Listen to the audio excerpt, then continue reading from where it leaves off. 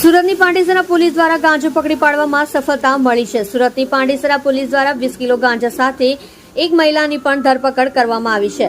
સુરતના પાંડેસરા પોલીસે બાતમીના આધારે પ્રેમનગર ભીડવાડથી એક મહિલાને ગાંજો વેચાણ કરતા ઝડપી લેવાઈ હતી, જેમાં પાંડેસરાની સર્વેલન્સ પોલીસ દ્વારા રેડ કરતા મહિલા પાસેથી 2 કિલો 500 ગ્રામ જેટલો ગાંજો, જેની કિંમત 2,01,000 જેટલાનો ગાંજો કબજો કર્યો હતો। જેમાં પાંડેસરા પોલીસ સ્ટેશનના પીઆઈ શ્રી ગઢવી સાહેબ દ્વારા ગાંજો વેચનાર મહિલા આરોપીને ગાંજો ક્યાંથી લાવી હતી, કોણ આપી ગયો એ જાણવા રિમાન્ડ લઈ વધુ આગળની તપાસ હાથ ધરી છે। તમે જોઈ રહ્યા છો SD ન્યૂઝ ચેનલ ફેઝર શેખની સાથે।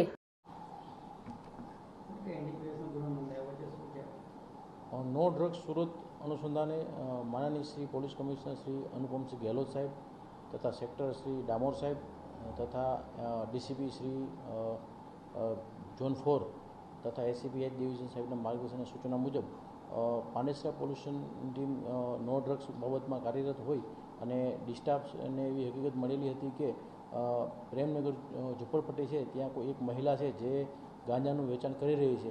તે અનુસંધાને ડિસ્ટાફ પીએસઆઈ શ્રી વસાવા સાહેબ તેમજ સેકન્ડ પીઆઈ હુદડ સાહેબ નાઓની ટીમ બનાવી અને ચોક્કસની બાતમી હતી, ત્યાં ચોક્કસપણે જે બાતમી હતી એ બાતમીના અનુસંધાને એક ટીમ બનાવી અને પંચોને, સરકારી પંચોને બોલાવી અને પંચો સાથે રાખી અને એક ત્યાં રેડ કરતા ત્યાંથી 20 કિલો 152 ગ્રામ ગાંજો મળી આવેલ છે, જેની કિંમત 2,01,520 થાય છે।